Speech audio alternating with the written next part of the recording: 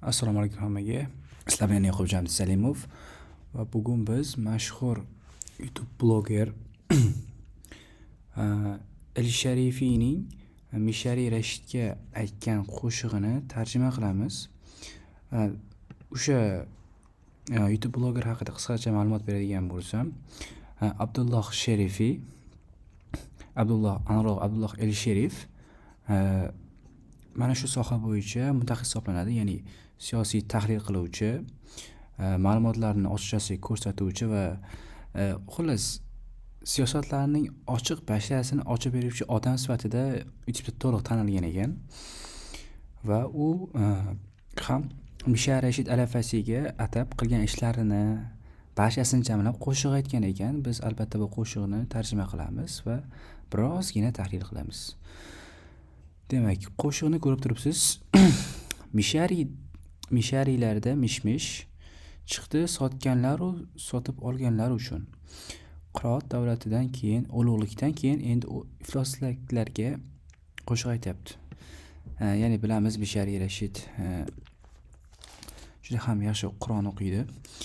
Avval hamma uni sevardi, hurmat qilardi va shunday bo'ldiki, u Eronga, musulmonlarga qarshi bayonot berdi. Bundan keyin ko'pchilik undan yuz o'girishdi. Shu boisdan ham buni aytyapti.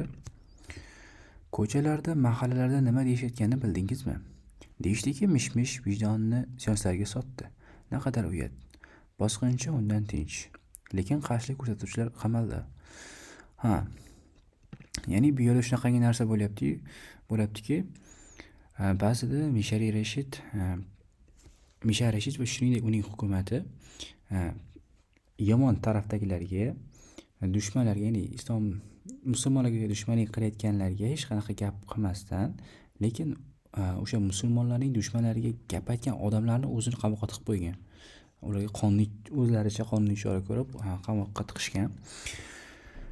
Uning bu majburiy qo'nishi pastga tushishi qo'llashga loyiqdir. Xullas, albatta bunaqa gaplardan, kommentlardan keyin uning obro'si ancha-muncha pastladi.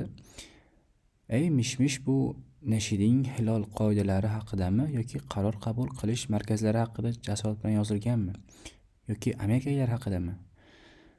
Xullas, bunga kelayotgan o'yinchoqsan demoqchida. Bu orqasidagi implement, ya'ni ingliz aytganda implement, uni seni boshlayotganlar kim o'zi degan ma'noda. Yulduzlik kiyim-kechak bilan emas, qahramonlik she'rlar bilan emas. Yulduzlar portlashlar va o'limlar orasida yashaydi. Mana bu joyda Falastinga ishora. Yulduzlar portlashlar va o'limlar orasida yashaydi. Sening shayxing, ya'ni Mishar Rashid esa ularni atori o'ynar dedi. Ya'ni mana shu joyni alohida qo'ysam bo'lar ekan. Xo'p, bu joyda katta siyosiy voqea haqida gap ketyapti. Ya'ni bilasiz, 2021-22-yilda Falastinda urush boshlandi. Aniqrog'i, ular urushni boshladi Isroilga qarshi va nihoyat javob berishgandi. Ya'ni Isroil, Falastindagi guruh bor. U guruhning nomini aytishim YouTube'ga menimcha to'g'ri kelmasa kerak. Shu boisdan nomini aytmayman. Bosh harfi X. Demak, tushundingiz. Ular Isroilga qarshi urushni kichik raketa otishlar bilan boshlagan edi. Va shu Atari deb aytadi. Ya'ni Atari o'yinlari deyiladi. Bu Atari o'yinlarini deyishning sababi, Mishar Rashid bunga qarata Atari o'yinlari, ya'ni bular sizlar nima qilyapsiz? Bular juda ham bir foydasiz narsadir deb aytgandi. Ya'ni sizlar bu ishlaring orqali Isroilga zarar bera olmaysizlar, balki o'zingizga yomon bo'ladi. Ular kuchli.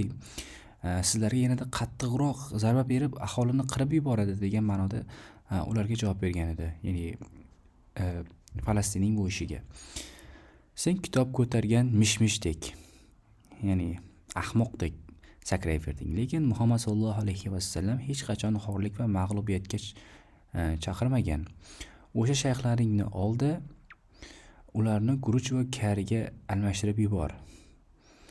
Tushundingiz bu nima aytganini? Juda ham sodda.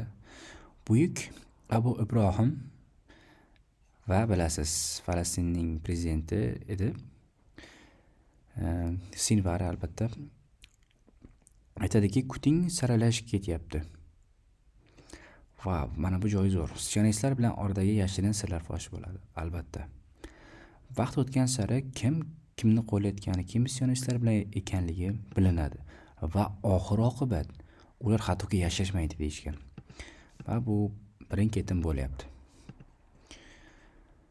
Va shuningdek endi biz tekshirishimiz kerak bo'ladigan faktlar ham bor bu yerda. Ya'ni qaysi biri to'g'ri, qaysi biri nohaq ekanligi haqida.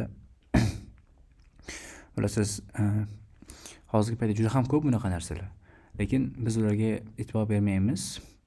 Bizga kim muhim? Albatta bizning suyukli qorimiz, qirolchimiz Mishari Rashid muhim. Bu xabarlarni bizga nima sababdan aytganligi juda ham qiziq bo'ladi. Va mana bu qo'shiqdan aynan qaysilari rost yoki noto'g'ri ekanligini aytadigan bo'lsam, Atara o'yinlari, ya'ni Falastinni Isroilga qarshi haqida gapirgani bu rost. Ya'ni Falastinga hujum qildi, unga negativ fikr yozdi. Ya'ni falastinliklarga qarshi xabar yozgani rost. Misharishning sionist tarafkashligi siyosiy jihatdan rostdan ham Misharish daxilgi paytlarda tarafkash bo'lib qolgan. U Saudiya va Baning siyosiy chizig'idan chiqmaydi, avvalgi videolarimda aytganimdek.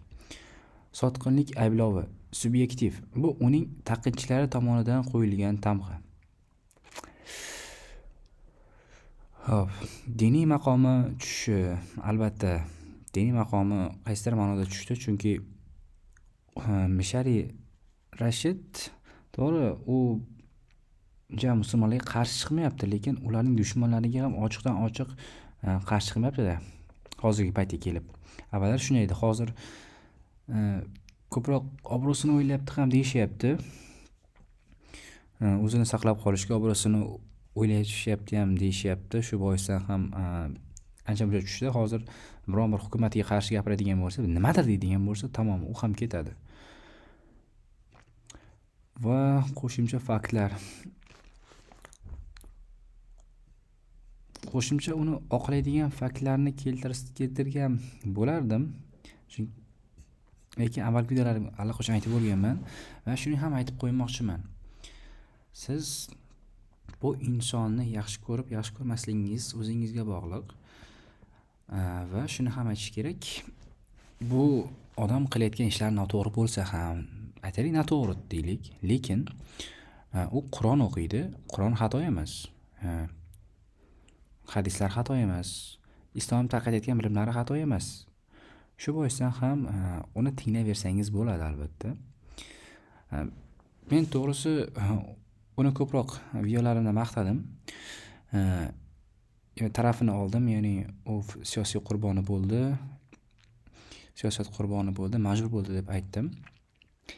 Lekin mana bunaqa o'yinlar haqida eshitgandan so'ng menda ham biroz shubha paydo bo'ldi. Yana chuqurroq izlanish qilishga boshladim, to'g'risi. Albatta, lekin bu degani men endi Misharishni eshitishni to'xtatmayman deganim. Chunki u Mishari Rashid Qur'onni o'qib beryapti menga. U Qur'onni u yozmagan, Qur'onni Alloh nozil qilgan. Shu boisdan ham men Misharishning shaxsiy hayoti bilan ishim yo'q. Men uni ma'lumotlarini olaman, Qur'onni tinglayman. Bo'ldi, o'qigan qiroatini tinglayman xolos. Va endi Mishari Rashidni muxlislik darajam so'roq ostida qoldi. Chunki tahlilchi sifatida shuni ham aytishim kerakki, bunaqa narsalardan so'ng men uzoq kuzatishim kerak uni. Biroz vaqt o'tadi, u haqida yana ham aniqroq faktlar qo'yaman. Avvalgi videolarimda aytganimdek, yana bir qaytaraman, u siyosatga aralashib xato qildi. Va qachon, qanday qilib bu narsani qaytarishi mumkin desangiz, albatta musulmonlarga qarshi gapirayotgan dushmanlarga qarshi u ham gapirish kerak, ochiqdan ochiq gapirish kerak. Bo'ldi, men senlarning o'yinlaringga qo'shilmayman deyish kerak va tamom. Va video shundan iborat edi. Bilmadim, oxirigacha ko'rdingizmi? Yo'q. Agar ko'rgan bo'lsangiz katta rahmat. Va videoga endi siz like bosib, obuna bosib qo'yishingiz shart. Chunki endi bunaqa videolar kanalimizdan to'xtamaydi. To'xtamasligini istasangiz, albatta izoh yozib qo'ying va kanalga obuna bo'lib qo'ying.